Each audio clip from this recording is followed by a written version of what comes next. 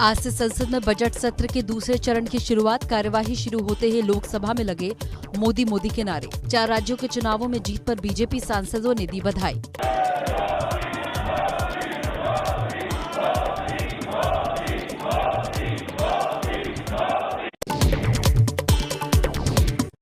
BJP के राष्ट्रीय अध्यक्ष जेपी नड्डा को संसद भवन पहुंचने पर यूपी में जीत के लिए सांसदों ने दी बधाई। यूपी में बीजेपी की हुई है प्रचंड जीत।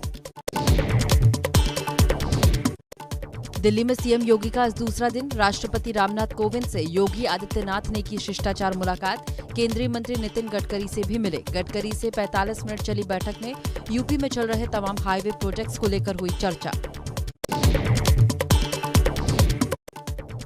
यूपी में योगी सरकार का 20 या 21 मार्च को हो सकता है शपथ ग्रहण। 57 मंत्री ले सकते हैं शपथ। 22 से 24 कैबिनेट, 7 से 9 स्वतंत्र प्रभार के मंत्री हो सकते हैं। कल होगी बीजेपी संसदीय दल की बैठक में पार्टी के सभी सांसद मौजूद रहेंगे। 4 राज्यों में मिली जीत के बाद ये पहली बैठक होगी जिसमें पीएम मोदी का भव्य स्वागत किया जाएगा। साथ ही पीएम मोदी का संबोधन भी होगा।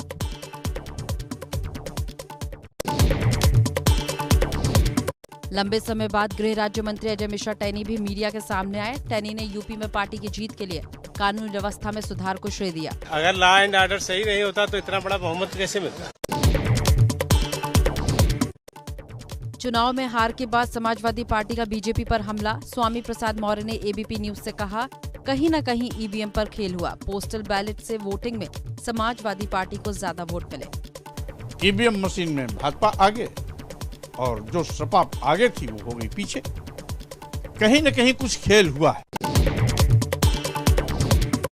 कन्नौज से जीत कर आए पूर्व आईपीएस अधिकारी असीम अरुण एबीपी न्यूज पर बोले, चुनाव में न सिर्फ बीजेपी की जीत हुई है बल्कि परिवारवाद और वोटों की खरीदारों की हार हुई है। तरीके से और अगले लोकसभा चुनाव तक ये बात पूरी तरह समाप्त हो जाएगी कि कोई भी वोट बैंक की राजनीति नहीं कर सकता। केवल विकास की, रोजी रोटी की और जो सही मुद्दे हैं उनके ऊपर ये चुनाव हुआ। पंजाब के सीएम बनने जा रहे भगवंत मान संसद पहुंचे। कहा, सदन को हमेशा याद करूंगा। मैं मिस करूंगा इस सभा को, देश की सबसे बड़ी पंचायत को।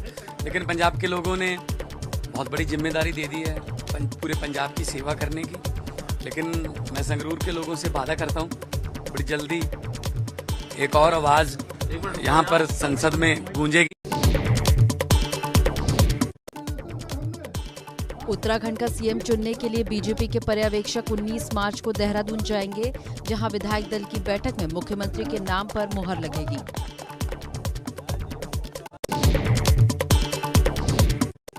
दिल्ली में आम आदमी पार्टी के दफ्तर पर कार्यकर्ताओं की भारी भीड़। पुलिस ने कार्यकर्ताओं को रोका। एमसीडी चुनाव को लेकर आप कर रही है प्रदर्शन।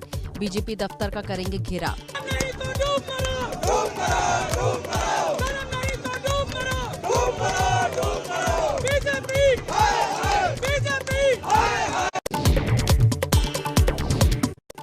गोवा में सीएम पर सस्पेंस के बीच अंदरूनी कलह भी सामने आई। गोवा में बीजेपी के नव निर्वाचित विधायक विश्वजीत राणे ने प्रमोद सावंत को अपना नेता मानने से इनकार किया।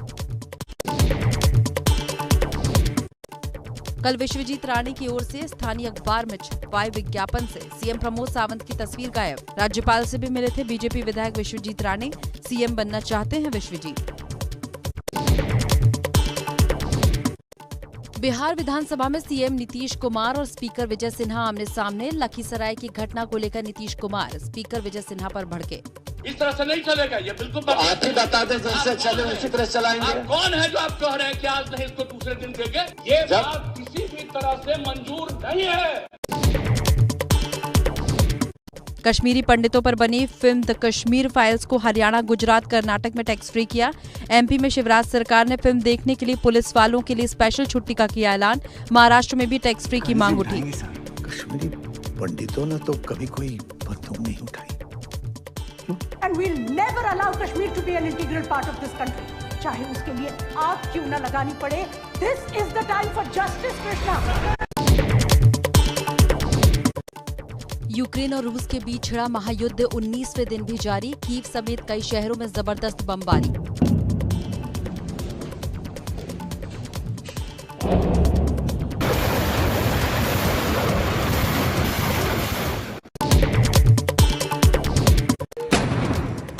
यूक्रेन के इलाकों पर डोनबास से आग उगल रहे हैं रूसी टैंक। डोनबास में आने वाले दोनों राज्यों को रूस ने दिया स्वतंत्र देश का दर्जा। यूक्रेन के निकोलीव इलाके में रूसी सेना ने सुबह सुबह बरसाए गोले। अब भी धधक रही है आग। मलबे में दबे लोगों को निकालने की कोशिशें जारी। रूसी हमले में बच्चों के स्कूल भी बनाए जा रहे हैं निशाना। खार्किव में बच्चों का एक किंडरगार्टन स्कूल तबाह हुआ। स्कूल में बिखरे पड़े हैं बच्चों के खिलौने। रूस के खूंखार चेचन इलाके की सेना ने वीडियो जारी कर यूक्रेन के राष्ट्रपति जेलेंस्की को दी धमकी। कहा, कहीं भी छिप जाओ, अंत आने वाला है।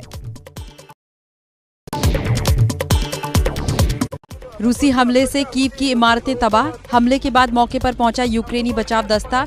घायलों को इमारत की खिड़कियां काटकर बाहर निकाला गया। रेस्क्यू जारी।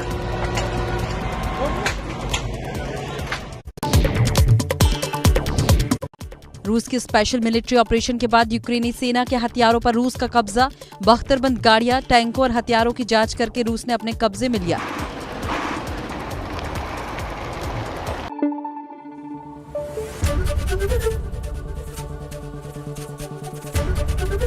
एबीपी न्यूज आपको रखे आगे।